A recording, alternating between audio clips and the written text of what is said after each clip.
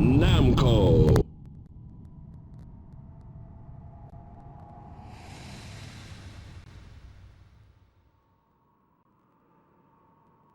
Soul Edge, also known as Soul Blade, was a modest success for Namco in 95 and 96, so it made sense to greenlight a sequel and spruce up the establishing mechanics a bit. However, nobody could have foreseen the ripple effect made when Tekken 3 hit the arcade in 97 and on the PlayStation the year after, becoming one of the best-selling fighting games of all time. This was followed up with the arcade release of SoulCalibur the same year, with the console launch the year after.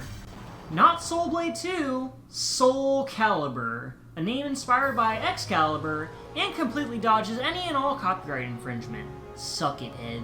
You'd think this would hit the PlayStation as well, but Namco struck an exclusivity deal with Sega to put this game on their new console, the Dreamcast. Ah yes, this was an interesting beast that unfortunately died young due to multiple contributing factors, but it was a good console for them to go out on. Anyway, the Dreamcast port of SoulCalibur launched in Japan in August 1999, with North America and Europe in September, pairing up with the console's launch in those territories. Yes, this is a launch title like how Tekken Tag Tournament was for us a year later. Namco was on a roll around this time. Not only is this one of the best received titles in the Dreamcast library, not only is it the most universally praised entry in the series, but it's gone on record as one of the best video games ever made. Hell, it's tied for second place in Metacritic's all-time high scores, with The Legend of Zelda Ocarina of Time edging it out. See what I did there? I never played this game when I was a kid. I knew about it from a friend who owned a Dreamcast and had the demo disc containing it, but I never really saw it in action. I think I played the HD version that was available in the Xbox 360's online store before it got delisted, but my experience with this game was limited until I got a Dreamcast of my own at the start of the COVID pandemic. Man, was I kicking myself while I was playing this one. Once it got its hooks in me, I had trouble putting it down. Even making this video, I'm playing some arcade reruns in my off time. SoulCalibur was as good as everyone said it was, maybe even better. But is it really worth shelling out for a long-dead console and a 25-year-old disc that may not work anymore? As always, let's begin with the story. SoulCalibur. I figured I'd have to finagle a story summary from the last game and how it ties into this one via the internet.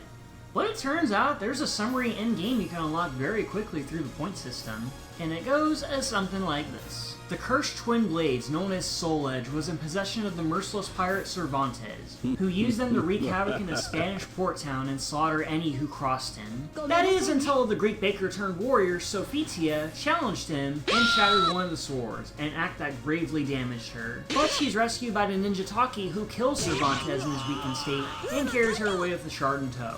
But the remaining sword remained on the corpse of the pirate and was soon discovered by Siegfried, a knight looking for Soul Edge in a confused, delusional stupor. But the blade possesses the corpse of Cervantes in a desperate attempt to preserve itself, but is overpowered by the knight. He claims Soul Edge for himself, but it immediately takes hold of his body and emits a gigantic ray of light that parts the clouds. This is the Evil Seed, the ground zero of the massive wave of evil energy that turns whoever is close to it into mad rage beasts. 3 years later, Soul Edge had completely taken over Siegfried's body and transformed him into the Dark Knight of Chaos, Nightmare.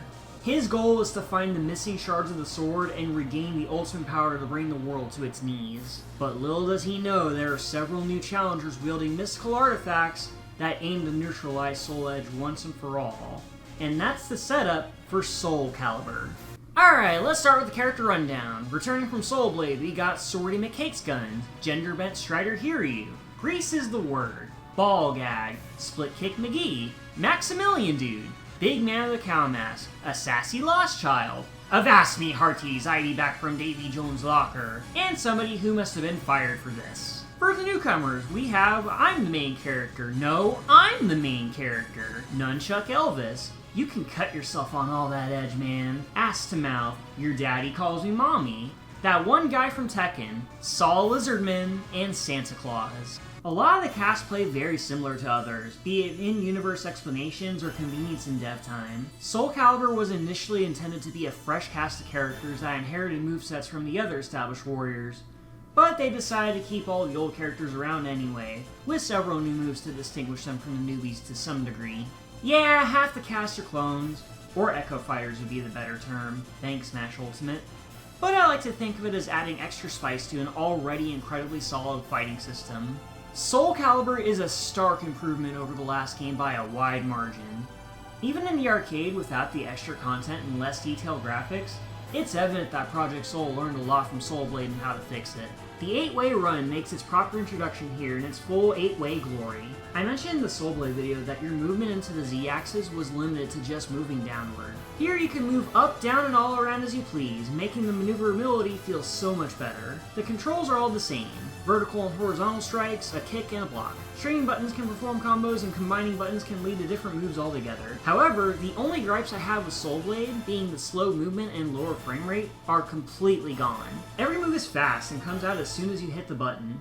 For the most part anyway. There's still some unsafe moves that do a ton of damage, but those are justified. I don't know about the arcade version, but the Dreamcast version runs at a consistent 60 frames per second, which is impressive considering other developers had a hard time making their games run smoothly on this thing. Hell, even Sonic Adventure doesn't run as smooth as SoulCalibur does, and that's a first-party title that came out around the same time.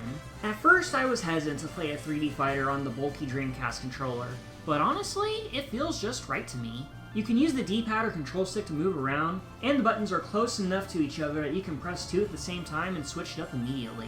I also find it charming that the VNU, the memory card you stick into the controller, shows a chibi version of the character you're playing as. I miss quirky shit like this. The critical edge system is gone, and in its place is the Soul Charge, where pressing all 3 attack buttons or R in the controller makes you power up for a second, giving you a single enhanced attack that does more damage than normal. It's a neat little gambit, but the charge-up time is a bit long for my taste and can leave you wide open if you're not careful. Every character in the roster has the sauce that can dish out the pain and look cool while doing it. Combine that with silky smooth control, and you've got yourself a fighting game you'll always catch yourself saying, just one more. Just one more. The arcade mode returns, and unlike Soul Blade, is the only way you're getting any character endings. The ladder is much shorter than before, 8 stages rather than 11. And they introduce rival battles with special pre-fight dialogue in the 7th match. The final battles is always against Inferno, the demonic personification of Soul Edge, and is a mimic fighter much like Edgemaster, except on fire. If the rival fight was against Nightmare, this would make sense as Inferno is responding to its host's near demise. But otherwise, he just comes completely out of nowhere and has an epileptic seizure when he loses. There is one arcade ladder that intrigues me, and it's when Inferno appears in Xianghua's campaign. For anyone else, they block in response to his appearance, but Xianghua drops her sword and falls over. What a klutz. The sword then transforms into the fabled Holy Blade, SoulCalibur. Ah, there it is! That's the name of the game! With the mystical blade in tow, Xianghua defeats Inferno, and the evil Soul Edge is finally sealed. At least for a little while. Unlike Soul Blade, the endings are text scrolls with art pieces strung together. It's like how they did the endings in Edgemaster mode, but there are no in-game cutscenes whatsoever, which is kind of a shame, but I get why they were omitted. Speaking of Edgemaster mode, that was another thing that was changed in this game. We now have Mission mode, which is kind of similar, but not the same. You can pick whoever you want to tackle all sorts of different challenges that reward you with points that you can use in the museum. And it's not just artwork you're unlocking. You also get extra stages and new venues for missions when you unlock specific art pieces. Mission mode has all sorts of different challenges to test your mettle and give you more bang for your buck. But it's a lot more streamlined than having one character do these specific missions to unlock weapons and see their story unfold. There is a character viewer you can unlock in this mode, which does give you character biographies, weapon descriptions, voice clips, and even a model viewer, so there's that, I guess. It's a neat extra mode, but I think Edgemaster mode is a little better in terms of how it's presented. Aside from arcade and mission mode, you have versus, time attack, survival, and a practice mode just like before. Between all this and all the extra unlockable content, SoulCalibur has no shortage of stuff to do. And even if you don't go for everything it has to offer, you'll still find an endlessly fun fighting game to fall back on. And that's ultimately what it all comes down to. This game is a blast to play, and it's even better now that I have Soul Blade under my belt. It boasts great-looking visuals with colorful stages and well-animated character models. The music has some of the most memorable tracks in the entire series. Eminem sampled Maxie's ending theme in his song Hellbound, for example. And most of all, the gameplay is fun and easy to pick up and play. It's really impressive that Project Soul's sophomore attempt at a weapon fighter ended up as one of the best fighting games around. And following up on the titan known as Tekken 3, made this a 1-2 punch to put Namco on the top of the 3D fighter pecking order, up until the early 2000s I would say. But how would they follow this up? Looking at all the various box arts for the sequel, SoulCalibur 2, you could see right there.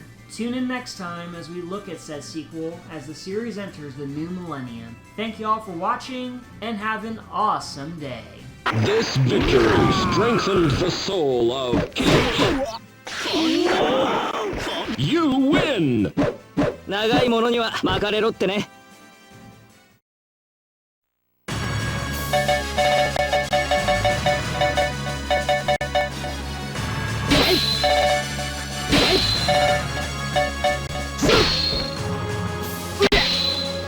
The legend will never die.